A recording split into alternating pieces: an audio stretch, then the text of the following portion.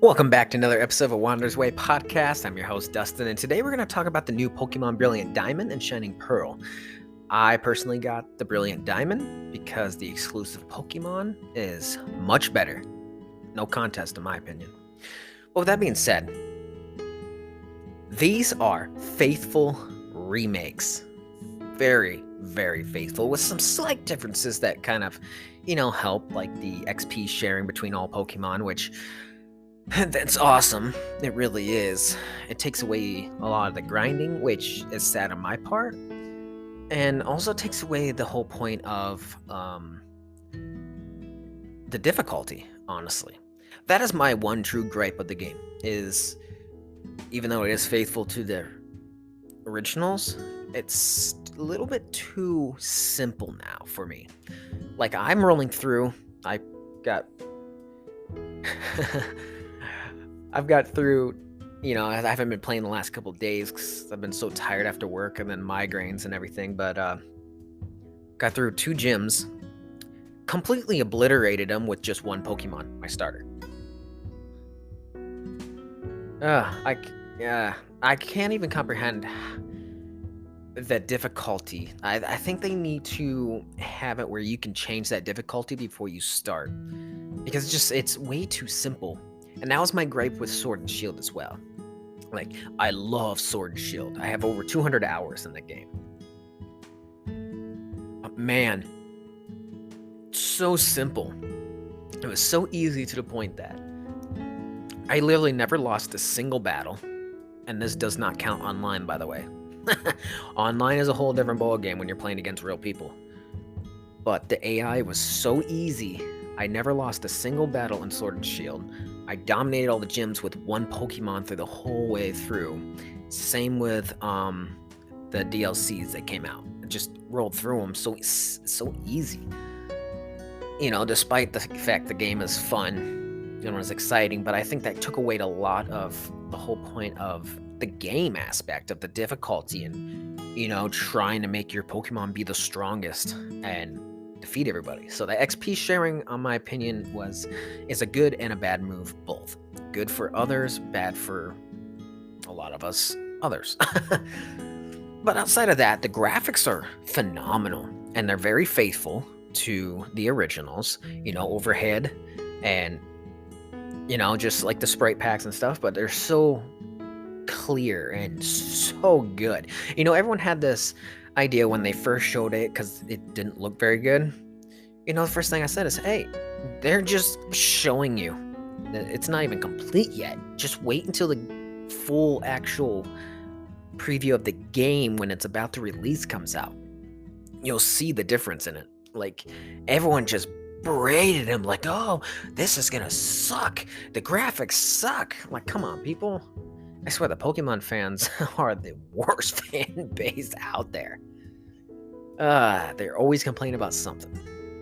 But I gave it a chance. At first I wasn't going to buy it because I was like, nah, I'll wait until Arceus comes out. But then after seeing the previews and everything, 2 days beforehand, I pre-ordered it. And I'm glad. I am really happy. I just wish they had Pokemon Home. And I understand why they're not doing it. So you can beat the game first. But since they created that Pokemon Home, I am addicted to the fact of as soon as I catch a Pokemon, or as soon as I evolve a Pokemon, I gotta transfer it out into Pokemon Home so it completes my Pokédex there and then transfer it back into the game. And that's why I wish I had Home. Because now, with Home coming out afterwards, after Arceus, I'm gonna literally have to restart Brilliant Diamond and play through the whole game again and capture the Pokemon and send them all through. Obviously with the I'll do trades and everything, so like when Home comes out, I will take all the ones that I couldn't get and transfer them over before I start over. And then all the, all the regular ones that you can normally catch with ease, send them over, evolve, send over, come back, Nah, don't ask. It's kind of like the achievement. I wish there was achievements, but, I've kind of starting to get out of that now, finally, but Yes, Brilliant Diamond has the better exclusive Pokemon, in my opinion. I love them. I think they're better. The only one that I like that's better in Shining Pearl is that out of the legendaries, you get Lugia. But you still get Ho and Brilliant Diamond, which is not much of a downgrade, in my opinion, at all. I love Ho. But Lugia, there's always a special place in my heart for Lugia. So that's one I'm gonna have to get. But man, it's just I love it. I love that they have these dynamics and that they're gonna change out of it when it comes to the new Arceus game where it's only one game. There's not gonna be two games. Man, I can't wait for that. But yes, it is $60 for Brilliant Diamond and Shining Pearl. So far, I've not had any glitches at all. The day before they released the game for anyone to play, they had an update, which I think is for multiplayer stuff, or online features, not multiplayer, but yeah, online feature stuff and whatnot, and maybe a couple fixes. But that's great. They catch it before they release it and fix stuff. That's how it should be. So, in my opinion, the game is fantastic. Out of 5 stars, I totally give it 5 stars. I just wish it was a little more difficult.